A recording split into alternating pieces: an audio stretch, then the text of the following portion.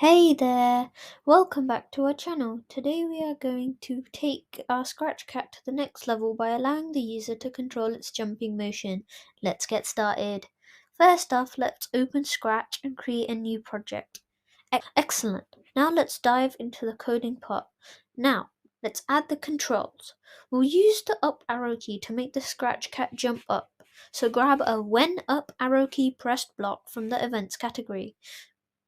Below this block, we want to make the Scratch Cat move up, so let's grab a change Y by block from the motion category and set it to a positive value, like 10, to make the cat move upward.